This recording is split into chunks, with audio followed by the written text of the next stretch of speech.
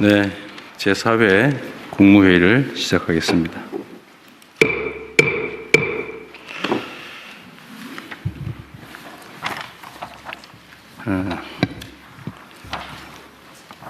지난달에 수출이 1월 기준으로는 사상 최초로 600억 불을 돌파했다고 합니다.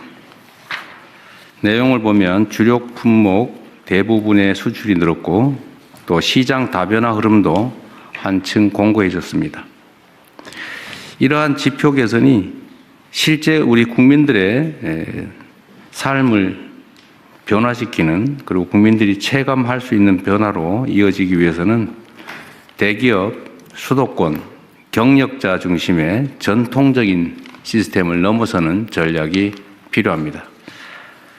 더군다나 인공지능 대전환 가속화에 따라 경제 성과는 더욱 소수에 집중되고 일자리도 구조적으로 줄어들 수밖에 없습니다. 보다 많은 국민들께서 자유롭게 도전하고 또 혁신의 문을 두드릴 수 있도록 경제 체질을 완전히 바꿔 성장의 깊이와 폭을 넓혀야 할 때입니다. 이를 위해서는 누구나 아이디어만 있으면 창업할 수 있도록 창업의 문턱을 낮추고 파격적인 제도 혁신 그리고 자금 지원이 있어야 되겠습니다. 특히 창업 관련 규제 정반을 제로 베이스 차원에서 손볼 필요가 있습니다. 인공지능 시대에는 도전과 실패를 성공의 밑거름으로 삼는 사회가 현재의 위기를 넘어 더 큰 번영의 기회를 누릴 수 있습니다. 누구나 쉽게 창업에 도전하고 또 성공할 수 있는 창업 중심 국가로의 대전환에 정부 역량을 총 집중해야 되겠습니다. 날씨도 춥고 또 여러 가지 환경들도 어렵습니다. 이런 상황에서 어려운 이웃들에게 따뜻한 온기를 전하기 위한 희망 2026 나눔 캠페인 결과 사상 최초로 5천억 원이 넘는 금액이 모금됐습니다. 놀라운 일입니다. 이렇게 어려울 때 이렇게 많은 분들이 또 많이 모금에 참여해 주었다는 사실이 우리 사회에 새로운 희망을 보여준다고 보여집니다. 동참해 주신 많은 국민 여러분께 깊이 감사하다는 말씀을 드립니다. 복지 사각지대에 놓인 국민들을 지원하기 위한 그냥 드림 사업도 현장에서 상당한 호응을 얻고 있습니다. 혹시 그냥 드림 사업이 뭔지 모르시는 우리 국민들이 계실 것 같아서 간단히 말씀을 드리면 누구나 언제든지 최소한의 먹거리는 제공해 드린다, 그런 뜻입니다. 이 정책을 이제 구상하게 된 계기는 사실 배가 고파서 계란 한 판 훔쳤다가 구속된 사람들 이야기여서 그 단순한 한 끼 때거리가 없어서 이 범죄를 저지르고 또 그에 따라서 뭐 수사를 하고 구속을 하고 관리를 하는 이 엄청난 비용을 왜 드려야 되느냐. 그냥 계란 한 판 훔치는 대신에 한 끼 때울 수 있도록 우리가 음식물 제공을 하면 이런 사회적 낭비도 줄이고 또 불필요하게 누군가 처벌받는 그런 어려운 상황도 막을 수 있다는 생각에서 아무나 2만 원 정도 범위 내에서 식사할 수 있도록, 먹을 수 있도록 음식물을 그냥 제공하는 사업입니다. 뭐 처음에는 이렇게 하면 뭐 아무나 와서 뭐 벤츠 타고 와서 집어 가고 그러지 않겠냐 이렇게 얘기했지만 혹시 그런 일이 있다 치더라도 그게 얼마나 되겠습니까? 그리고 뭐 한 2만 원 정도 되는 음식물 무료로 얻겠다고 그 고생해가면서 그 배급하는 데까지 갈 사람 그리 많지 않습니다. 실제로 시행을 해본 결과로는 그런 경우를 거의 발견하기 어려웠다고 합니다.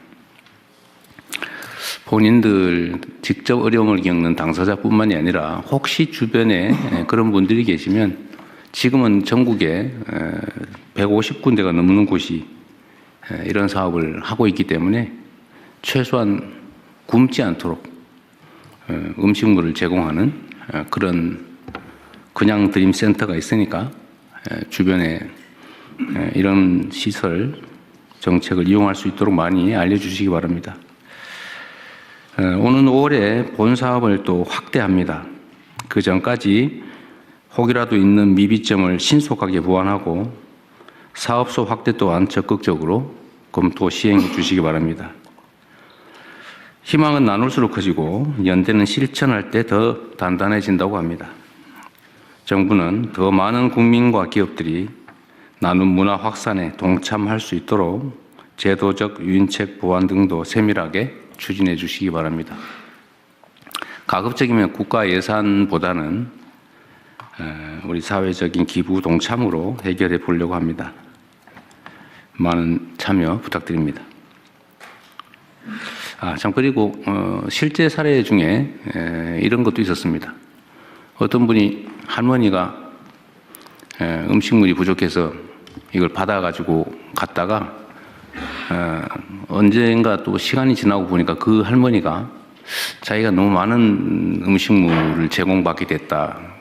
라면 이런 거 제공받아서 다른 사람들도 좀 주라고 도로 또 거기에 갖다 놓고 간 분도 있었다고 해요. 그렇게 따뜻한 곳이 바로 우리 대한민국이기도 합니다. 고병원성 조류 인플루엔자 그리고 아프리카 돼지열병이 계속 발생하고 있습니다. 그리고 지난 주말에는 인천 농가에서 구제역이 발병했다고 합니다. 방역 당국은 가축 전염병 확산 차단에 가용한 수단을 모두 동원하고 정부의 방역 대책에 적극 협력한 농가들이 피해가 확대되지 않도록 피해 보상이 가능하도록 잘 챙겨주시기 바랍니다. 그리고 이 현장에서 방역 공무원들이 참 고생을 많이 합니다. 이 방역 공무원들의 안전에도 신경 써주시고 이들이 그 고통에 대해서 그 고생에 대해서도 보상받을 수 있도록 잘 챙겨주시면 좋겠습니다. 곧 설 명절이 다가오기 때문에 물가 안정에 총력을 기울여야 합니다. 정부는 주요 성수품 공급 확대와 농축산물 할인 지원 강화 등을 포함해서 적극적이고 선제적인 장바구니 물가 대책을 빠르게 집행해 주시기 바랍니다. 계란 한 판 훔친 사람, 징역을 살게 해야 할까요? 아니면 따뜻한 밥 한 끼를 줘야 할까요? 이 질문에 대한 이재명 대한민국 대통령의 대답이 바로 오늘 우리가 파헤칠 최신 소식의 핵심입니다. 네, 이건 그냥 단순한 정책 이야기가 아닙니다. 대한민국이 어떤 나라가 되어야 하는가, 여기에 대한 철학적 선언이고요. 그리고 윤석열 정권의 그 비정한 민낯을 드러내는 일종의 선전포고이기도 하죠. 오늘 저희는 왜 이른바 공짜밥이 오히려 경제를 살리는 가장 효율적인 정책인지, 그리고 저들 국민의힘과 기득권 세력은 왜 이 단순한 진리를 애써 외면하는지 그 속내를 낱낱이 파헤쳐 보겠습니다. 오늘 다룰 핵심 주제는 아주 명확합니다. 네, 첫째, 굶주린 이에게 조건 없이 밥을 주는 것이 왜 최고의 경제 정책인가? 둘째, 주가 5천 시대와 집값의 진실.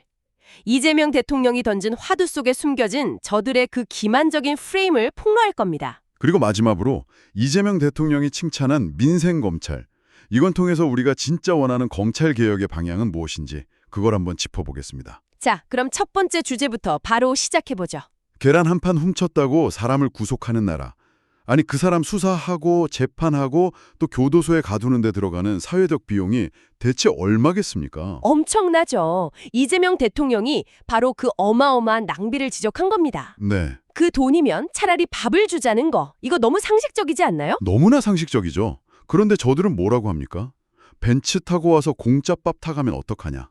정말. 아니 이게 얼마나 국민을 우습게 보는 위선적인 논리입니까? 그러니까요. 여기에 대한 이재명 대통령의 대답이 정말 명쾌했습니다. 네, 저도 그 발언 듣고 속이 다 시원하더라고요. 설령 그런 일이 있더라도 그게 얼마나 되겠습니까? 딱 이렇게 말했죠.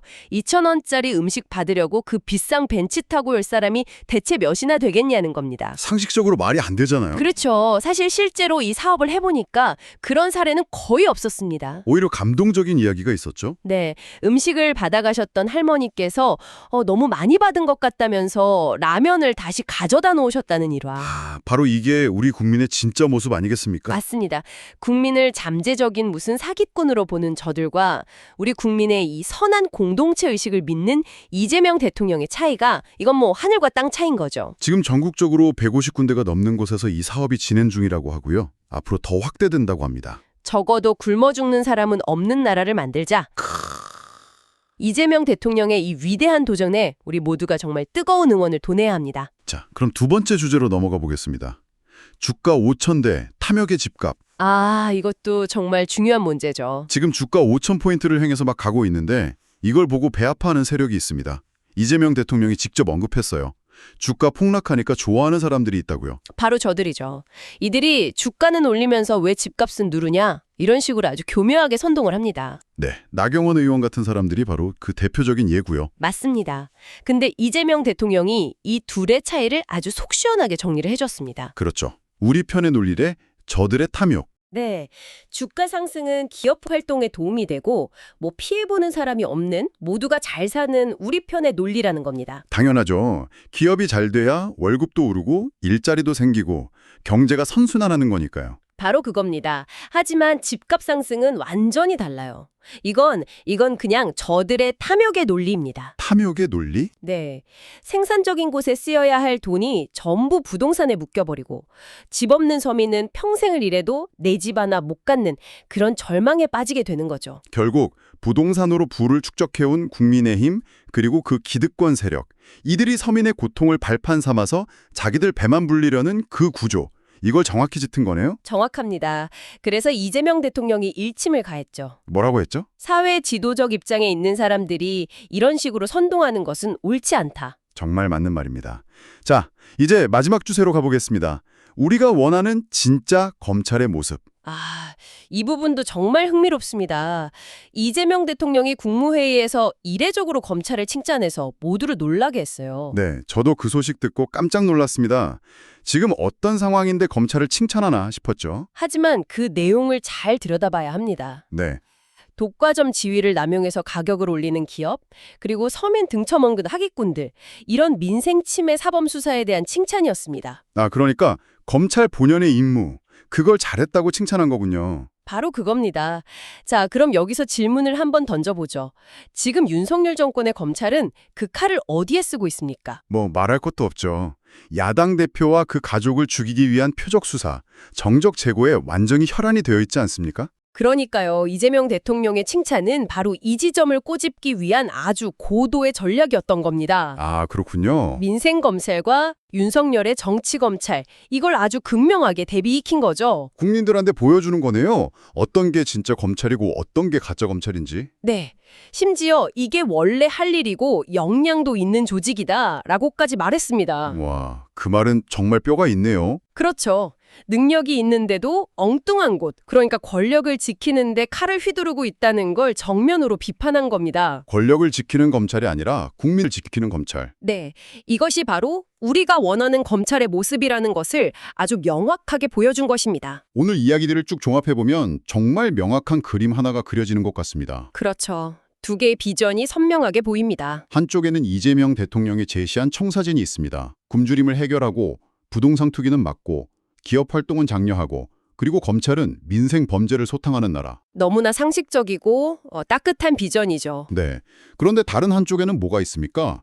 가난한 사람의 마지막 자존심마저 빼앗고 집값 폭등으로 서민을 절망에 빠뜨리고 그리고 검찰을 사유화해서 정적을 탄압하는 바로 저들의 현실이 있는 거죠. 이것은 단순한 정책 대결이 아닙니다. 맞습니다. 사람을 먼저 생각하는 따뜻한 비전과 오직 자신들의 이익만을 쫓는 그 차가운 탐욕의 대결, 이건 바로 철학의 대결입니다. 마지막으로 여러분께 묻겠습니다.